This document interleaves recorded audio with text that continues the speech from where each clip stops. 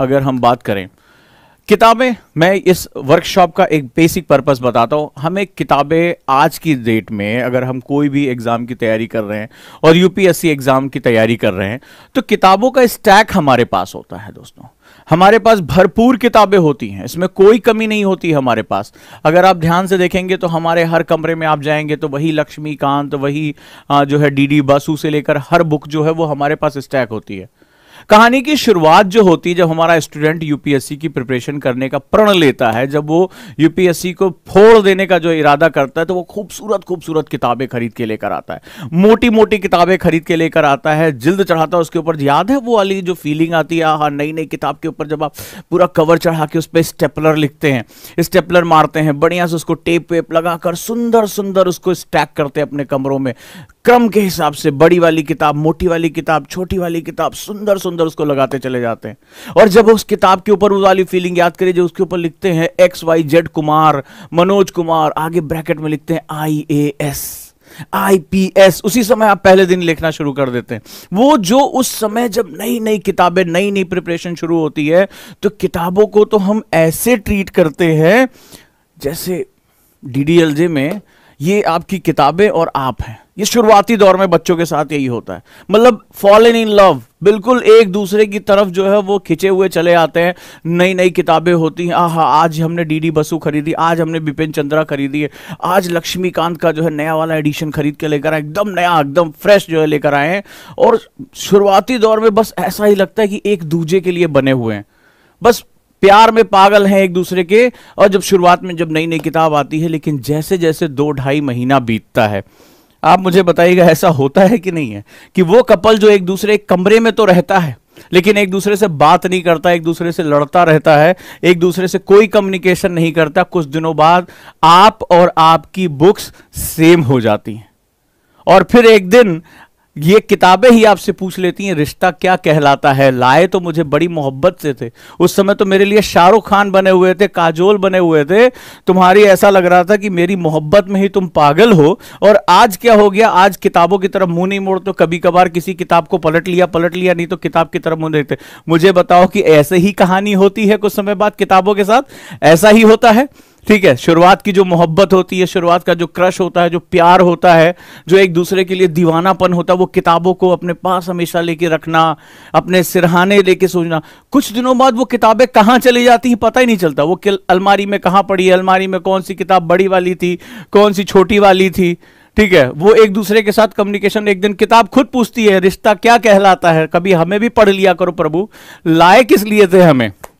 तो कुल मिलाकर ये जो बेवफाई होती है, जो झगड़ा हो जाता है, ये पति पत्नी के रिश्ते में जब वो कन्वर्ट हो जाते हैं तब वहां दिक्कत आती है। अब यहां पर आए हैं, मैं कोई लव गुरु तो नहीं हूं, लेकिन हाँ आज मैं आपके उस किताब के साथ रिलेशनशिप को सुधारने के लिए कुछ मेथड्स बताऊंगा कि वापस जो है you can fall in love with your books. आप उस किताबों को दोबारा पढ़ सकते हैं और वो किताब तुमसे ये न पूछे कि रिश्ता क्या कहलाता है। So let's start it. आज इस कहानी को हम बदलेंगे और आज इस कहानी में फिर से मोहब्बत का तड़का लेकर आएंगे, वही रोमांस लेकर आएंगे जो शुरुआती दिनों में आपकी किताबों के साथ था। तो चलिए किताबों को पढ़ने का एक सही तरीका अपनाते हैं और इस रिलेशनशिप को हम खत्म करते हैं। वापस जो है वही जो रोमांस है शाहरुख खान का, उसी को वापस लेकर हम लोग आ जाते हैं। Let's start it. किताब को पढ़ने के लिए how to read book, 2 method पूरी दुनिया में जो लीडिंग माइंड एक्सपर्ट हैं वो बताते हैं। राइट, पूरी दुनिया में जो लीडिंग माइंड एक्सपर्ट है, मेरे साथ इसको ध्यान से समझिएगा कि पूरी दुनिया में जो लीडिंग माइंड एक्सपर्ट है वो किताब को पढ़ने के 2 सबसे प्रमुख तरीके बताते हैं। मैं एक तरीका आज नहीं बता रहा हूं, मैं 2 तरीका बता रहा हूं, क्योंकि हर स्टूडेंट का पढ़ने का तरीका अलग होता है अपनी किताब के साथ। अपनी किताब के साथ जो रोमांस है वो बिल्कुल अलग होता है। So now this is the time you can redevelop, reinvent your romance with your book, क्योंकि ये किताबें ही तुम्हें तुम्हारे ड्रीम डेस्टिनेशन तक लेकर जाएंगी। लबासना लेकर जाएंगी, सरदार पटेल एकेडमी लेकर जाएंगी, जहां तुम पहुंचना चाहते हो वहीं लेकर जाएंगी। लेकिन अगर ये सीढ़ी कहीं से जाती है तो आपकी बुक से होकर जाती है। ये मत कहिएगा कि बुक्स आप तक अवेलेबल नहीं है। आज एनसीईआरटी पुरानी हो नई हो, आज तो इतना डिजिटल है, इतना कुछ डिजिटल है, सब कुछ डिजिटल फॉर्मेट में, सारी किताबें आप तक है, लेकिन इसके बावजूद आप उन किताबों तक नहीं पहुंच पा रहे हो। किताबें आप तक है, मेरी बात को याद रखना, किताबें आप तक हैं लेकिन आप किताबों तक नहीं हो। वो सारी किताबें तुम्हारे कमरे में आकर रखी हुई हैं, क्या विपिन चंद्रा, क्या लक्ष्मीकांत और क्या डीडी बसु, क्या कोई और किताब, सारी किताबें तुम तक हैं, लेकिन तुम अपनी किताबों तक नहीं हो। आज यही कनेक्टिविटी हम क्रिएट करेंगे कि तुम अपनी किताबों तक पहुंचो, उसको समझो, फिर से fall in love with your books. और इस रोमांस की शुरुआत हम ऐसा करते हैं कि मंजिल जो तुम्हारी लबासना है वो पहुंच जाए। Let's start it. हम आज इसको शुरू करते हैं। दो मेथड साइंस के हिसाब से जो बहुत इंपॉर्टेंट है वो है, पहला मेथड SQ3R लिखते हैं हम इसको, राइट। और दूसरा है 3-fold method of reading books, यानी कि 3 स्तरीय किताब पढ़ने का तरीका, 3-fold मेथड। और दूसरा है SQ3R, अभी इसके बारे में बताऊंगा कि ये क्या है। तो ये मेथड बहुत ही जबरदस्त है SQ3R। SQ3R 5 स्टेप मेथड है। वो स्टूडेंट जो इंटेलेक्चुअलिटी को बहुत हाईली लेवल पे लेकर जाना चाहते हैं, वो बहुत जो इमर्स होना चाहते हैं, कुछ मोहब्बतें ऐसी होती हैं जिसमें पागलपन की हद तक जो चीजें आती हैं, जब वो एक दूसरे के लिए जीने मरने तक की बात आ जाती है, SQ3R कुछ ऐसा ही है। ये 5 स्टेप मेथड है जो आपको नॉलेज के बहुत ही डीपर एरिया में लेकर जाता है। और 3-fold मेथड बुक पढ़ने का ये 3 स्टेप मेथड है। अब आपको जो भी अच्छा लगे इन दोनों में से अपना लेना और अपनी एक तरीके के हिसाब से इसको पढ़ना शुरू कर देना। Are we ready? हम शुरू करें। सबसे पहले हम SQ3R मेथड पर आते हैं और समझते हैं कि एक किताब मेरी अपनी कैसे हो सकती है, मैं उसको हासिल कैसे कर सकता हूं। SQ3R का मतलब क्या होता है? SQ3R का मतलब होता है S for survey, Q for question, 3R read, recite and recall. ठीक है, ये बहुत इंपॉर्टेंट होता है। ये 3 मतलब होते हैं। तो चलिए एक एक करके हम सबको समझते हैं। सर्वे का मतलब होता है सर्वेक्षण करना। सर्वेक्षण करना, मान लो मेरे पास एक किताब है, हम यहां से शुरू करते हैं। Suppose that I have this book. एक एक करके मैं आपको समझाता हूं। तो सर्वे यानी सर्वेक्षण में जब हम आते हैं, ओवरव्यू करना इसको हम लोग बोलते हैं, राइट। जब हम इसको सर्वेक्षण करना कहते हैं, हम ज्यादातर गलती क्या करते हैं, खासतौर पे जब आईएएस की किताबें होती हैं, क्योंकि मैंने आपको पहले भी बताया था जब बुक्स के बारे में बता रहा था कि आईएएस के लिए स्पेशली कोई किताब नहीं छपती है। ये सारी किताबें यूनिवर्सिटीज में चलती हैं, ये सारी किताबें जनरली रिसर्च की भी बुक्स हैं, चाहे वो विपिन चंद्रा हो, चाहे कोई और किताब हो। अब हमें क्या करना पड़ता है, आईएएस के लिए हमें अपनी इंफॉर्मेशन निकालनी पड़ती है। सबसे पहले जो दुनिया के जाने लीडिंग जो एक्सपर्ट हैं वो ये कहते हैं कि जब कोई किताब आपके हाथ में आए तो सबसे पहले उस किताब की एसेंस को समझने की कोशिश करो और सबसे पहले उसको सर्वे करो। यहां तक कि टोनी बुज़ैन जैसे जो एक्सपर्ट हैं, दुनिया में सबसे बड़े जो मेमोरी एक्सपर्ट हैं, वो ये कहते हैं कि स्टार्ट विद जो इंडेक्स है, जो प्रीफेज है उसको पढ़ो। प्रीफेज में ही जो राइटर होता है, जो प्रस्तावना लिखी जाती है, बड़ी बात को बड़े ध्यान से सुनना। मैं जैसे मुझे आज भी आदत है कि मैं सबसे पहले किताब के पहले पन्ने से, मतलब यहां से शुरू करता हूं, प्रस्तावना जरूर पढ़ता हूं। जो किताब का प्रीफेस है, जो प्रस्तावना है, उसको पढ़ो। इसमें जो राइटर होता है वो अपनी किताब के पूरे उद्देश्य को उड़ेल देता है। ज्यादातर बच्चे क्या करते हैं, वो सीधे चैप्टर पे जाना शुरू करते हैं। कुछ तो और भी स्मार्ट होते हैं, वो सीधे जो है वो लग रहा है तीसरा मेरे लिए इंपॉर्टेंट है, 7वां इंपॉर्टेंट है, 8वां इंपॉर्टेंट है। यूपीएससी में जो किताबें होती हैं उनको सबसे पहले ओवरव्यू करना पड़ता है, राइट। तो मैंने इसमें क्या किया, फिर आप इसमें जो है वो कंटेंट पढ़ते हैं, क्या क्या चैप्टर्स आपके दिए हुए हैं, किस रूप में ये अरेंज है, इन चीजों को हम लोग सर्वे कहते हैं। फिर उसके बाद एक पूरी किताब को आपको एक हल्के नजरिए से देखना पड़ता है कि मेरे पास क्या चैप्टर्स हैं। इस बीच में कुछ मेजर हेडिंग्स भी आपको देखनी पड़ती है कि चलो एक बार मेजर हेडिंग्स भी हम देख लें। तो आप उनको एक बार, जो कोई भी किताब आपके पास आए तो उसको थोड़ा सा समय लगाकर, एक दिन का समय लगाकर आप उस किताब को सर्वे करना शुरू करिए कि किताब में कहां कहां पर क्वेश्चंस दिए हुए हैं, कहां पर आर्ग्यूमेंट्स दिए हुए हैं, क्या किताब एक कहानी के रूप में चल रही है। जैसे अगर आप विपिन चंद्रा पढ़ोगे तो एक कहानी के रूप में चलेगी, तो क्या कहानियां क्रमशः हैं या इसमें कैरेक्टर्स आगे और पीछे जा रहे हैं। तो इसको कहते हैं अपनी किताब का सर्वे करना, ठीक है, यानी सर्वेक्षण करना, आपका ओवरव्यू करना, जिसको हम लोग कहते हैं हवाई जहाज यात्रा के थ्रू आपने सबसे पहले उसको निकाल लिया, सर्वे कर लिया, डन। इसको आदत डालिए। इसमें आप प्रीफेस, इंडेक्स, मेजर हेडिंग्स, ये सब कुछ देखेंगे। किताब में कहां कहां टेस्ट दिए हुए हैं, कहां होमवर्क दिए हुए, कितने बॉक्सेस, कई किताबों में आपने देखा होगा एनसीईआरटी में बॉक्सेस दे देता है। तो आप इनको एक बार ओवरव्यू कर लोगे। इससे क्या होगा, आपको जो पाठ दिए हुए हैं, जो आपके लेसन्स दिए हुए हैं, उनका विकास करने का क्रम आपको समझ में आ जाएगा। किताब का उद्देश्य आपको समझ में आ जाएगा, मेजर हेडिंग समझ में आ जाएगी। कई किताबें आपने देखी होंगी, उसमें चैप्टर से पहले लिखा होता है कि इसमें आप ये चीजें सीखेंगे, जो फॉरेन बुक्स होती हैं। आप कई बार जो है वो बॉक्सेस बड़े इंपॉर्टेंट देखेंगे कि इसमें बड़े इंपॉर्टेंट काम दिए होते हैं। कई बार आपने देखा होगा कि कोई पैराग्राफ खत्म होने या कोई पार्ट खत्म होने के बाद प्रैक्टिस के क्वेश्चन दे देते हैं। अलग अलग किताबों के अलग अलग मॉड्यूल होते हैं। जब आप उस किताब के मॉड्यूल को, उसकी अरेंजमेंट को समझ जाओगे तो आपको समझ में आएगा कि मेरा पूरा जो इस किताब को पढ़ने का उद्देश्य है वो कैसे सॉल्व हो रहा है। Now move to the second segment. Next one is most important segment. ये मैंने देखा है कि स्टूडेंट इसको करने से डरता है, और मैंने जिन स्टूडेंट पर यह प्रैक्टिस की है उनके सीखने की क्षमता में कई गुना बढ़ोतरी हुई है। जी हां, उनके सीखने की क्षमता में कई गुना बढ़ोतरी हुई है। इसको कहते हैं प्रश्न पूछना। प्रश्न पूछना। अब मेरे पास कोई भी एक किताब है, यह सबसे इंपॉर्टेंट है। इसमें आपने जब सर्वे कर लिया और आप जब सेकेंड लेवल पर गए तो इसमें आपने क्या किया, आज आपका अभी मान लो कोई भी एक लेसन है, कोई भी आपने एक पाठ उठा लिया, आज आपका कोई भी पाठ है। अब इसमें क्या करिए, इसमें प्रश्न बनाइए। जैसे अब आपने हेडिंग्स देखी थी, मान लीजिए आप विपिन चंद्रा ही देख रहे थे और विपिन चंद्रा में आप कृषक आंदोलन के बारे में, फार्मर्स जो है रिवोल्यूशंस के बारे में या उसके जो एजिटेशंस के बारे में आप पढ़ रहे थे। तो अब आपने उसमें हल्का सा जब सर्वे किया तो आपको अंदाजा लग गया। अब आप ये सोचिए, इसमें मुझे प्रश्न बनाने, ये मोस्ट इंपॉर्टेंट है। ये आप एक डायरी रखेंगे, एक कॉपी रखेंगे और इसमें आप प्रश्न बनाएंगे कि मेरे इस चैप्टर को पढ़ने का उद्देश्य क्या है, what is the main purpose of reading this chapter. दूसरा, कृषक कौन थे, कृषक की परिभाषा उस समय क्या थी, व्हाट वाज पीजेंट। वहां फार्मर वर्ड यूज नहीं किया है, वहां पर उन्होंने पीजेंट वर्ड यूज किया है। तो what is the difference between farmer and peasant. छोटा सा रीजन क्या थे रिवोल्ट के, ठीक है, व्हाट आर द रीजंस। क्या ब्रिटिशर्स थे, क्वेश्चन आया हुआ है, ठीक है, ब्रिटिशर्स थे या लोकल रीजन था, लैंडलॉर्ड्स थे, साहूकार थे, किस कौन लोग थे। सो आप क्या करोगे, इस तरह के छोटे छोटे क्वेश्चन जो भी आपके दिमाग में क्या, क्यों, कैसे, कब, किसके लिए, कहां, मैं आपको पहले भी ये बारे में बता चुका हूं। आपने क्वेश्चन बना लिए। संविधान क्या होता, आपने मान लो प्रस्तावना आज आपको पढ़ना है, प्रियम्बल पढ़ना है। प्रियम्बल से क्या मतलब है, ये किसने बनाया था, किस समिति के द्वारा था, क्या इसकी मुख्य बातें हैं, इसका मकसद क्या है, इसके अंदर क्या बातें कही गई हैं, उन बातों के क्या निहितार्थ हैं। ये क्वेश्चन ही तो आपको लिखना है, क्या, क्यों, कैसे, किसके लिए, उद्देश्य क्या है और जो है वो उसकी प्रक्रिया क्या है। आपने सिंपल आपने इसमें बना लिया, ठीक है। तो अब जो है वो क्वेश्चन आपने बना लिया। जिस क्षण ये वो पॉइंट है जो आपको आपकी किताब से जोड़ता है, जी हां, ये आपकी किताब के साथ हुकिंग करने का काम करता है। इसको हम लोग बोलते हैं हुक करना।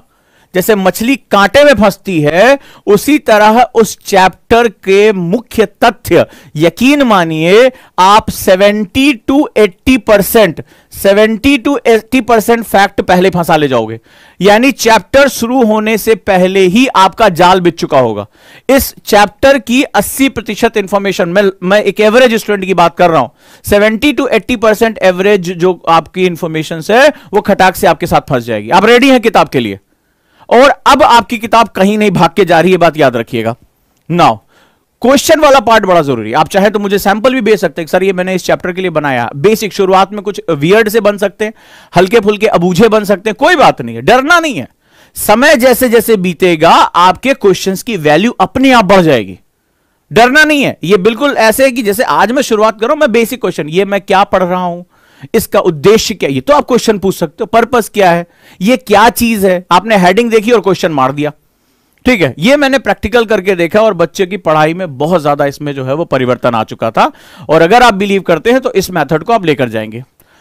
थर्ड मेथड है रीड करना, यानी अब आपने जो क्वेश्चंस बनाए हैं पहला, दूसरा जो इंफॉर्मेशन बुक में दी है, अब आप उसको रीड आउट करेंगे, उसको पढ़ेंगे, थॉरोली पढ़ना शुरू कर देंगे। और इस दौरान आप कुछ सिंबल्स का यूज करेंगे, जैसे स्टार, जैसे फ्लैग, अपने हिसाब से। इंपॉर्टेंट है, वेरी इंपॉर्टेंट है, 2 स्टार दे दिया। तो इस तरह के आप सिंबल्स का यूज करना शुरू करेंगे पढ़ते समय। हाइलाइटर का यूज करेंगे, पेंसिल का, पेन का यूज नहीं करेंगे। याद रखिएगा, मैंने बहुत लोगों को देखा है मल्टी कलर, हर लाइन के नीचे दे दनादन, दे दनादन। This is the worst method of reading. जब हर चीज इंपॉर्टेंट है तो नोट्स किसके बनाओगे? आगे आगे मुझे जो है इस पे नोट्स बनाना है, तो मैं कैसे बनाऊंगा? तो मैंने इसको रीड किया, मैंने सिंबल्स बनाए। ठीक है, पहला तो मेरे जो मैंने क्वेश्चन बनाए थे उनके मुझे जवाब चाहिए, दूसरा इसके सिंबल्स मैंने बनाए। तो इंपॉर्टेंट, वेरी इंपॉर्टेंट, खतरे का निशान की मतलब यहां पर मुझे ध्यान देना है, यह बहुत ज्यादा महत्वपूर्ण लग रहा है मुझे, आगे मुझे इसके जो है काम आएगा। आपने सिंबल्स बनाए और यहीं पर आप इसको अपनी कॉपी में नोट डाउन करोगे। इस मेथड में यहां पर आप नोट्स बनाओगे, यानी रीड करते जाओगे और आप उसके नोट्स बनाओगे। नोट्स अगर आप फ्लो चार्ट में बनाओ, ये मैं आपको पहले भी वीडियो बता चुका हूं कि नोट्स कैसे बनाते हैं, जरूरत पड़ेगी दोबारा आपको बताऊंगा नोट्स बनाने के क्या क्या मेथड होते हैं। नोट्स बनाने का जो पहला मेथड होगा, either go through the flow chart. आप पैराग्राफ में नोट्स मत बनाइएगा, मेरा हम्बल रिक्वेस्ट है आप लोगों से। सबसे गलत काम करते हैं मोस्टली स्टूडेंट, मैंने देखा, आप भी इस बात के एग्री करते होंगे, 90% के लगभग बच्चे पैराग्राफ में नोट्स बनाते हैं, विच is a worst method of notes making. बिल्कुल क्लियर कह रहा हूं, worst method of notes making, ये आपके दिमाग के हिसाब से बिल्कुल ही गलत है। क्लियर है? आपको क्या करना है? Flow chart number 1, number 2 spider diagram, अगर आप नोट्स में जाना चाहते हैं, spider diagram. Number 3 supreme method, thought mapping, जिसको मैं बहुत ज्यादा एडमायर करता हूं, thought mapping. And number 4 synopsis. Synopsis, ये 4 मेथड होते हैं नोट्स बनाने के, लेकिन पैराग्राफ वाइज नोट्स नहीं बनाएंगे, याद रखिए। कहीं कुछ बहुत जरूरी डिफिनीशन है वो आप लिख सकते हैं, बट अगर आप वो पैराग्राफ टू पैराग्राफ लिख रहे हैं, मैंने देखा है, बना भी लिया बच्चे ने, तो ऐसे ऐसे स्टूडेंट मुझे मिले जिन्होंने उसको पढ़ा ही नहीं क्या लिखा है। मैं गया हुआ था एक जगह पर क्लास लेने के लिए, एक बच्चा आया बड़ा प्रभावित होते हुए कि सर ये मेरे नोट्स देखिए बड़े खूबसूरत हैं। अब वाकई में उसने बड़े खूबसूरत नोट्स बनाए थे ज्योग्राफी के, और उसने कहा कि सर इस चैप्टर को पूरा करने में, इस नोट्स को बनाने में मुझे 3 दिन लगे। वो एक चैप्टर का नोट्स उसने 3 दिन में बनाया। मैंने कहा बहुत बढ़िया, इतने कलर वलर और इतना खूबसूरत। मैंने कहा इसमें ये छोटा सा मुझे पॉइंट बताओ क्या है? बोला सर नोट्स बनाया, अभी पढ़ा नहीं है कुछ मैंने। 3 दिन, इतनी मेहनत, और आपने उसको याद नहीं किया। आप मुझे बताओ, क्या आपके एग्जाम में आपको नोट्स ले जाने की इजाजत है? आपके पास सिर्फ ये जाएगा, ये, और इसमें जो चीज इंपॉर्टेंट है, इसमें जो चीज पहुंच गई वही आपका है। जो किताब में है, जो नोट्स में, वो कभी आपका नहीं है। जो यहां पहुंच गया वही आपका है, वही उस क्लासरूम, उस एग्जामिनेशन हॉल में जाएगा। अदरवाइज कुछ भी, न पर्ची, न किताब, न नोट्स, कुछ नहीं वहां जाएगा। सो मेक श्योर कि जो आप पढ़ रहे हो वो यहां होना चाहिए। कॉपी में कितना सुंदर है, मुझे इससे कोई लेना देना नहीं है। क्लियर? याद रखिएगा। तो flow chart, spider diagram, thought map और साइनॉप्सिस, ये अलग टॉपिक है। अगर आपको नहीं आता फिर मैं सिखाऊंगा उसको। ओजांकियंस तो इसके मास्टर हैं। कल अभी एक ओजांकियन ने अपने कमरे की फोटो भेजी है, मैं आज स्टेटस पे लगाऊंगा, आप देखिएगा क्या खूबसूरत है। जैसा मुझे कमरा चाहिए था, मैंने हमेशा कहा था, मेरी क्लास में बच्चा अपनी कॉपी में नोट्स नहीं रखता है। मेरे यहां दीवारों पे नोट्स होते हैं। हम लोग थॉट मैपिंग के काम करते हैं, हम एडवांस वर्जन पे आते हैं। थॉट मैपिंग और साइनॉप्सिस, ये हमारा आदत है। ठीक है, अभी नियति और जो है तमाम और बच्चे, दीपशिखा और तमाम जो है शुभम बारिया, ये सब अभी मेरी क्लास कर रहे होंगे तो वो जानते होंगे कि हमारे यहां ये चलन है, हम नोट्स इसी तरह बनाते हैं और बहुत कलरफुल मजेदार तरीके से नोट्स बनाते हैं, और हमारे दीवारों पे रोते हैं। हम मंजन करते समय, हम बाल झाड़ते समय भी अपना रिवीजन करते हैं। तो कल एक बच्चे ने अपना जो है वीडियो बना के डाला है, 2-3 बच्चों ने, कि सर ये हमारा कमरा है, मजा आ गया देख के। तो वो धीरे धीरे आपको भी सिखा दूंगा, कोई बात नहीं है। Then go to the recite. अब रिसाइट में क्या होता है, ध्यान से समझिएगा। जो आपने या तो यहां नोट्स बनाए, कई लोग नोट्स नहीं बनाते, तो वो जो सिंबल्स यूज कर रहे हैं, सिंबल्स को आप किताब के पहले डिफाइन करेंगे। इसका मतलब आपके लिए क्या है, डबल स्टार का मतलब क्या है, हैशटैग का मतलब क्या है, फ्लैग का मतलब क्या है। याद रखिएगा, जो भी आप नोट्स बना रहे हैं उनको आप अपनी किताब से पहले डिफाइन कर देंगे। ऐसा नहीं कि सिंबल हर बार बदल जा रहे हैं। अगर ये झंडे का मतलब है खतरा है, यानी ये जो है मोस्ट इंपॉर्टेंट कॉन्सेप्ट है, मुझे बर्बाद कर सकता है, तो ये हमेशा एक ही रहेगा। सिंगल एस्ट्रिक का मतलब इंपॉर्टेंट, डबल का मतलब हुआ जो है वो डबल स्टार मोस्ट इंपॉर्टेंट, हैस्ट्रिक का मतलब हुआ कि ध्यान देने योग्य है। तो आप अगर नोट्स नहीं भी बना रहे हैं और किताब में कर रहे हैं, अब आपको क्या करना है, रिसाइट का मतलब होता है याद करना। तो याद करने का जो तरीका है, अब आप फ्लैश कार्ड बना लें, या आप इस तरह के नोट्स बना लें, या उन पॉइंट्स को अपनी मेमोरी में जो है रखने की कोशिश करें। तो यानी अब आपको उसको याद करने का प्रक्रिया है कि जैसे फॉर एग्जांपल गांधी के आंदोलनों का सही क्रम क्या था, तो मैं अब उसको रिसाइट कर रहा हूं अपने नोट्स के साथ, ये नोट्स अटैच किया आपने और नोट्स के साथ उसको याद करना शुरू किया।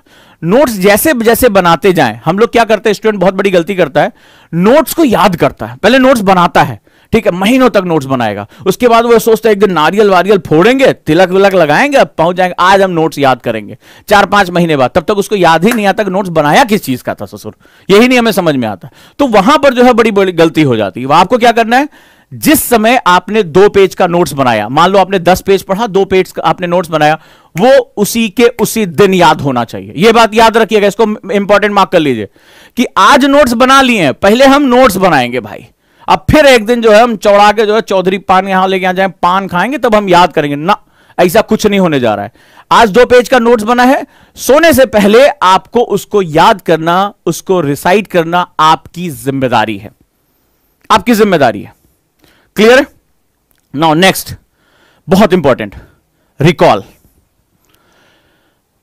यूपीएससी में प्री में स्पेशली फेल होने का सबसे बड़ा कारण रिकॉल ना करना है।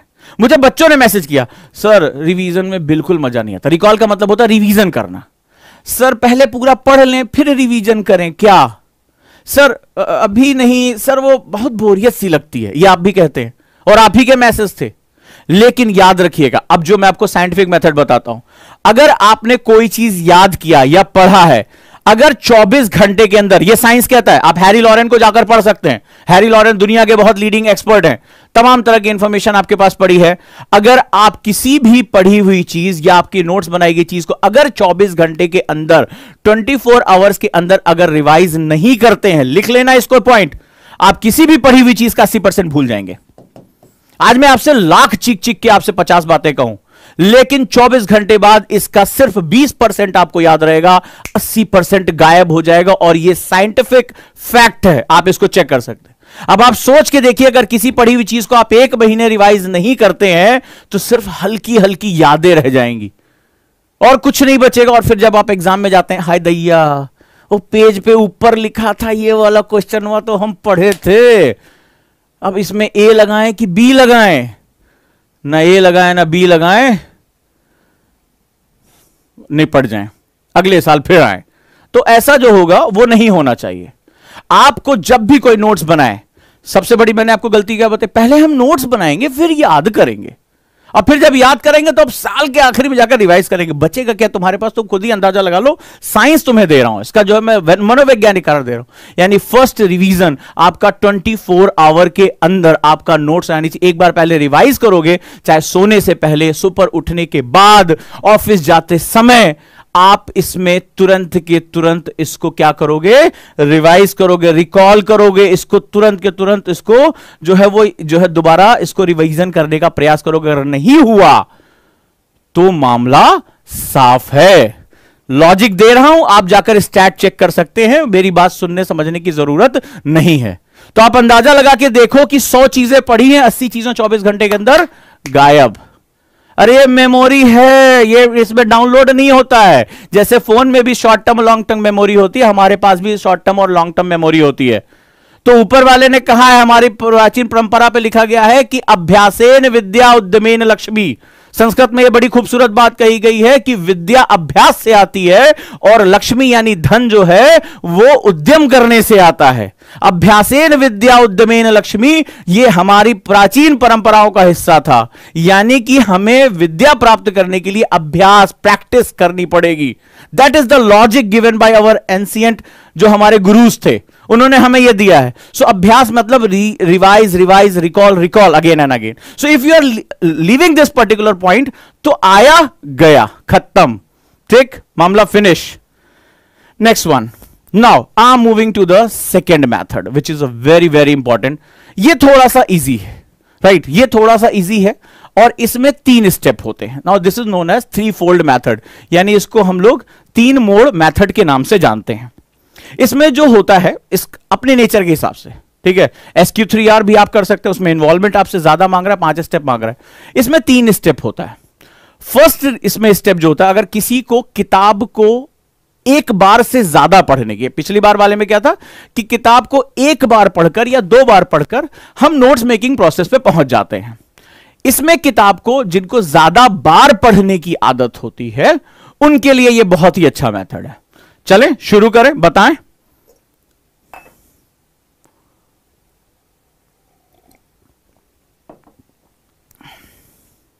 अब ये चौहान संजना ने लिखा है एनसीईआरटी के नोट्स बनाए कि ना बनाए। मुझे बताओ एनसीईआरटी बुक है कि नहीं है? ठीक है, इन्होंने क्वेश्चन किया कि एनसीईआरटी के नोट्स बनाए कि ना बनाए। मुझे बताओ एनसीईआरटी बुक है कि नहीं है? तुम्हारी नजर में एनसीईआरटी बुक है कि नहीं है? मेरी नजर में तो 2000 पन्ने की, अगर सारी एनसीईआरटी रख लोगे तो 2000 पन्ने की बुक है। ठीक है, सबसे मोटी किताब तो एनसीईआरटी, वो पतली पतली देके बेवकूफ बनाते हैं, लेकिन वो जब 52 किताबें एक दूसरे के ऊपर रखो तो पसीना आता है, बाप रे बाप, शुरू कहां से करें इसको, वजन के बराबर जाकर बैठता है। तो अगर एनसीईआरटी किताब है तो उसके नोट्स बनने चाहिए। मेरे सवाल का जो भी चीज आपको लगती है वो पठनीय है, वो पढ़ने योग्य है, वो रीडेबल है, उसके नोट्स बनने चाहिए। क्यों? अखबार भी, न्यूज़पेपर भी। अरे कुछ दिन बाद उस पर कोई जो है कूड़ा रख के फेंक देगा, दाल खा लेगा, कवर चढ़ा लेगा, अलमारी पे बिछा देगा। कहां ढूंढोगे कि प्रधानमंत्री ने द्विपक्षीय समझौते में कौन सी बात की थी? अरे मेमोरी हिली पड़ी है, 24 घंटे में 80% गायब हो जाएगा, 20% लेकर घूमोगे। अभी तो ये मैंने नहीं बताया कि एक हफ्ते बाद मेमोरी का कितना बचता है, सिर्फ 5%। अरे 5% इंफॉर्मेशन लेकर कहां यूपीएससी क्रैक करोगे दादा? निकल जाएगा, खत्म हो जाएगा मामला। फिर वही ढूंढोगे, अरे कौन अलमारी बिछाए थे, कौन वाली अलमारी बिछाए थे, जरा ढूंढो। अरे मम्मी वो वाला अखबार क्या किया जो तुमने उसमें बड़ा इंपॉर्टेंट एक एडिटोरियल आया था, वो गया। जो आपकी डायरी में, जो आपकी कॉपी में आ गया वो आपका है, अदरवाइज वो पता नहीं किसके बाप का है, ये कोई नहीं जानता। चले थ्री फोल्ड मेथड के बारे में बात करते हैं, बहुत इंपॉर्टेंट है, बड़ी मजेदार चीज है ये। मुझे थोड़ा सा ये बड़ा पहला मेथड तो इसमें इन्वॉल्वमेंट है। इजी चीजों के लिए जैसे हिस्ट्री हो गया, जैसे इन्वायरमेंट हो गया, इन सबको पढ़ने के लिए मेथड मुझे बहुत अच्छा लगता है। शुरू करते हैं हम लोग।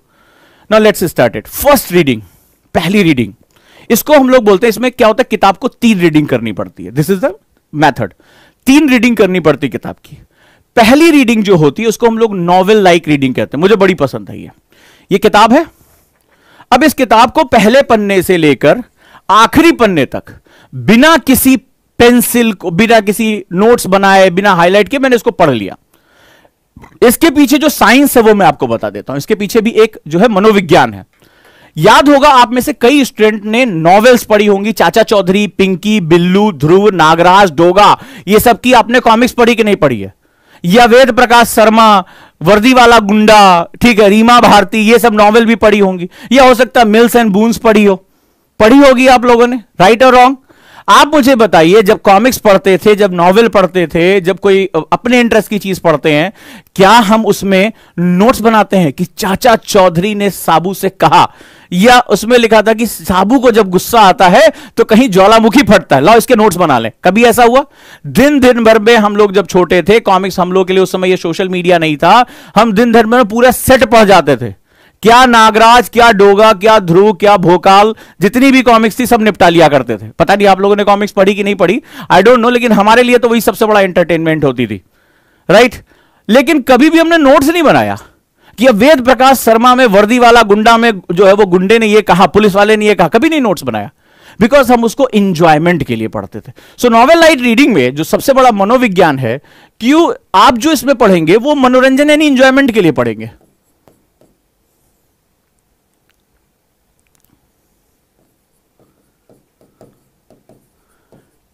इंजॉयमेंट के लिए, यानी मुझे किसी बिना फियर के पढ़ना है। याद है जब आप जो लोग कॉमिक्स पढ़ते थे, आप लोग मुझे बताइएगा कि आप लोग जब कॉमिक्स पढ़ते थे तो कभी आपको लगता था कि यार 15-20 मिनट हो गया मुझे पढ़ते हुए, आप बस जब तक कोई डंडा लेके नहीं आ जाता था तब तक उसको पढ़ते रहते थे। आज भी अगर आप आर्चीज की कॉमिक्स या कोई भी, अगर आप कोई चीज पढ़ने का शौक रखते होंगे, ठीक है, तो आज आप देखते होंगे आपको पता नहीं चलता समय का।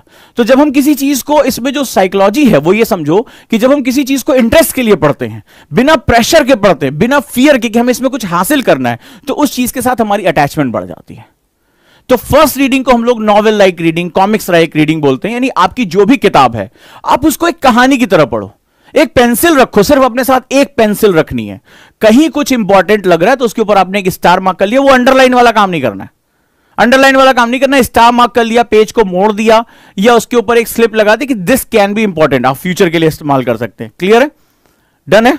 अब देखो इसमें कुछ है ना वो कि न्यूज़पेपर से नोट्स कैसे बनाए। अब उन्हें ये नहीं समझ में आ रहा कि ये मेथड क्या है।